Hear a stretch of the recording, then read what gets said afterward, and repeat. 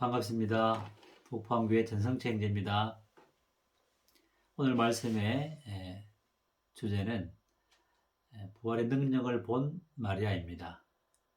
부제목을 붙인다면 행복한 그리스도인의 조건이라 할 수 있겠습니다. 부활은 그리스도인의 삶의 핵심 중의 핵심이며 기독교 신앙의 핵심입니다.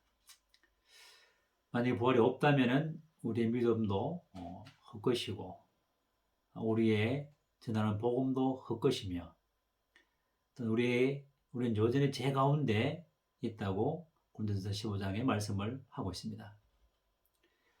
이런 부활의 능력을 맛본 사람이 오늘 본문 요한복음 11장에서 말씀하고 있는 마리아입니다. 마리아는 여러분이 잘 아시는 것처럼 예수님의 머리에 향유를 붓고 자기 머리털로 씻었던 유명한 여인입니다. 마리아는 오라버니의 나사로의 죽음과 부활을 통해서 주님의 죽으심과 부활을 알게 된, 또 믿음으로 알게 된 유일한 여인이기도 합니다. 이 죽음과 부활, 그리고 이를 기초로 한 헌신된 삶이 행복한 그리스도인의 조건이기도 합니다. 먼저 나사로의 죽음을 살펴보겠습니다. 나사로는 병들었지만은 죽지 않았습니다. 여동생들이 사람을 주님께 보냈을 때 그의 오라비는 아직 죽지 않았고 여전히 살아 있었습니다. 그러나 주님께서는 의도적으로 이틀을 더 예루살렘에 거하셨습니다. 왜 그랬을까요? 나사로가 병들었다가 치유하는 것보다도 완전히 죽어서 도저히 살릴 희망이 없는 상태에서 살리는 것과 어느 것이 더 주님의 영광이 되었을까요? 당연히 후자가 되겠죠. 죽어야만 부활이 있습니다. 그리스도인들도 예수 그리스도와 함께 십자가에 못 박혀 죽었다고 성경은 분명히 말씀하고 있습니다. 여러분이 잘 알고 있는 로마서 6장 2절에 보게 되면은 죄에 대해 죽은 우리가 어떻게 그 가운데 더 살리오라고 기록하고 있습니다. 죄에 대해서 죽었다고 말씀하고 있습니다. 또한 예서 3절에는 무리 그리스도 예수와 합하여 세례를 받은 우리는 그의 죽으심과 합하여 세례를 받았다고 선언하고 있습니다. 그리스도인들은 주님과 합하여서 죽었다고 했습니다. 십자가에 못 박혔다고 말씀하고 있습니다. 또 로마서 6장 6절에는 우리가 알거니와 우리 옛사람이 예수와 함께 십자가에 못 박혔다라고 바울이 분명하게 선언을 하고 있습니다. 무엇보다도 여러분이 잘 알고 있는 갈라디아서 2장 20절 내가 그리스도와 함께 십자가에 못 박혔나니 라고 선언을 하고 있습니다. 그렇습니다. 나사로의 죽음처럼 우리도 그리스도와 함께 연합하여 십자가에 못 박혀 죽었습니다. 십자가에 못 박혔기 때문에 이제 우리는 내 안에 내가 사는 것이 아니라 내 자아가 주관하는 것이 아니라 내 생각과 내 뜻이 주관되는 것이 아니라 주님께서 사시기 때문에 이제 내 안에 주님의 의지와 주님의 자아와 주님의 생각과 주님의 뜻이 우리 안에 사는 것으로 변하게 되는 것입니다. 더 이상 나의 옛 자아, 나의 옛 육신, 또 육신으로 말미암아 우리를 정죄하는 율법에서 우리는 결코 이제 정죄될 수 없는 자유로운 이와 같은 그리스도인이 되었다는 것입니다. 왜냐하면 나는 주님과 함께 십자가에 못 박혀 죽었기 때문입니다. 나사로의 죽음과 같이 도저히 희망이 없는 이와 같은 죽음에 이르기 때문에 우리는 결코 우리의 옛사람이 나의 자아가 나를 주관하는 것이 아니라 주님이 내 삶을 주관하는 이와 같은 사람이 되었다는 것입니다. 다음으로는 나사로의 부활을 살펴보겠습니다. 나사로는 이미 무덤에 있은 지 나흘이나 되었습니다. 다시 살아날 가망은 전혀 없었습니다. 그러나 주님께서는 마르다에게 나는 부활이요 생명이니라고 말씀하셨습니다. 주님은 부활이시며 생명이시며 영생이십니다. 죽은 자를 살리시며 무릇 살아서 주를 믿는 자는 영원히 죽지 아니하리라 라고 이제 마르다에게 말씀하셨습니다. 주님의 능력으로 나사로를 죽은 자 가운데서 살리셨습니다. 나사로의 이 부활은 죽은 자의 부활이 아니라 죽은 자들 가운데서의 부활입니다. 죽은 자의 부활은 이 마르다의 고백처럼 이 세상 마지막 끝날에 모든 사람들이 다시 살아나는 이와 같은 죽은 자의 부활, 마지막 날에 일어나는 이와 같은 부활을 의미합니다. 이것은 구약적인 부활 신앙입니다. 신약의 부활 신앙은 죽은 자들 가운데서의 부활이죠. 우리 주님께서는 죽은 자들 가운데서 부활하셨습니다. 우리 주님께서는 순간이동이 가능한 신령한 몸으로 변화되었습니다. 영은 살과 뼈가 없지만은 우리 주님은 살과 뼈가 있는 영광스러운 몸으로 부활하셔서 제자들 앞에서 음식을 먹으시고 또 그들과 함께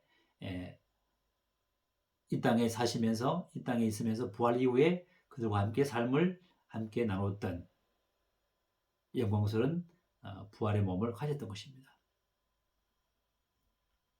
이런 주님의 부활은 통일하게 우리도 이와 같은 부활의 몸으로 함께 연합되었다는 것입니다.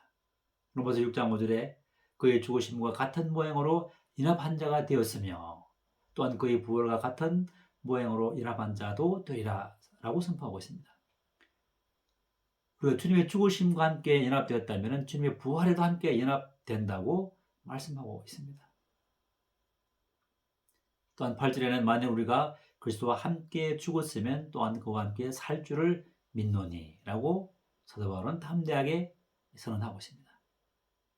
우리는 주님과 함께 죽었고 함께 연합하여 살 줄을 믿는다. 산 사람이라고 이렇게 성경은 기록을 하고 있습니다. 그러므로 우리는 주님과 함께 부활에 참여하여 새 생명 가운데 살아가는 사람들입니다. 얼마나 놀라운 소망입니까? 얼마나 놀라운 기쁨이며 얼마나 큰 행복입니까? 나사로가 완전히 죽었다가 냄새나는 희망이 없는 가운데서 주님께서 나사로를 살리셨습니다. 얼마나 이 마리다와 마리아가 기뻤겠습니까? 얼마나 감사가 넘쳤겠습니까? 얼마나 행복감에 젖었겠습니까? 이처럼 그리스도인들도 주님의 죽으심과 부활에 연합하게 될 때에 내가 죽고 주님이 내 안에 살게 될 때에 이와 같은 기쁨과 감사가 넘치게 된다는 것입니다. 마지막으로 그리스도의 죽음과 부활에 연합된 사람만이 참된 헌신을 할 수 있다는 것입니다. 요한복음 11장이 끝나고 12장 1절과 3절에 보게 되면 주님께서 다시 이 가정에 오셔서 이 가정이 주님을 위해서 잔치하는 내용이 기록되었습니다. 그렇습니다. 부활을 경험한 사람, 부활의 능력을 맛본 사람은 날마다 그 마음속에 잔치로 가득 차게 됩니다. 항상 감사가 있다는 것이죠. 그 잔치 자리에 이 마리아는 300데나리로 되는 그 300일치 연봉에 해당하는 값진 나드 향유를 주님의 발에 붓고 자기의 머리털로 씻었습니다. 온 향기가 그 집에 가득 찼습니다. 여자의 머리털은 무엇입니까? 여자의 영광을 상징하고 있다고 고린도전서 11장에 기록을 하고 있습니다. 이 마리아는 자기의 모든 영광을 버리고 오직 주님의 영광을 위해서 자신을 온전히 포기하고 그 모든 부끄러움을 개의치 아니하고 그의 물질의 전부를 자기 모든 자신을 주님 앞에 온전히 헌신을 했던 것입니다. 이처럼 오라버니의 죽음과 부활을 맛본 이 마리아, 그 마리아였기 때문에 이렇게 헌신할 수 있던 것입니다. 이처럼 그리스도인의 행복은 첫째는 그리스도와 함께 죽었다는 믿음이 있을 때 행복이 찾아옵니다. 둘째는 주님과 함께 부활했다는 신앙이 우리에게 있을 때에 또한 행복이 배가가 되는 것이죠. 아울러서 지속적인 행복을 누리기 위해서는 주님의 죽으심과 부활이 연합된 기초 위에 성령의 인치심과 내주하심을 통해서 지속적으로 헌신하게 될 때에 내 몸을 거룩한 산제사로 드리고 의의 변규를 드리게 될 때에 우리는 주님의 죽으심과 부활이 지속적으로 우리 삶 가운데 역사해서 지속적인 기쁨과 행복한 그리스도의 삶을 살 수 있다는 것입니다. 이것이 우리에게 주신 축복인 것이고 이것이 부활의 능력을 맛본 마리아의 행복이고 또 행복한 그리스도의 세 가지 조건인 것입니다. 바로 그리스도의 죽음이 나의 죽음이고 그리스도의 부활이 나의 부활이고 이와 같은 주님의 죽으심과 부활에 인합된 자가 지속적인 헌신을 통해서 지속적인 행복감을 누리시다는 것입니다. 여러분은 참 행복하십니까? 이 땅에 참된 기쁨과 평안과 행복이 어디 있습니까? 오직 내가 주님과 함께 죽고 부활하고 지속적으로 헌신할 때만이 우리는 지속적으로 참된 그리스도의 행복을 맛보며 살아갈 수 있다는 것입니다. 이와 같은 행복을 여러분들은 누리고 계십니까?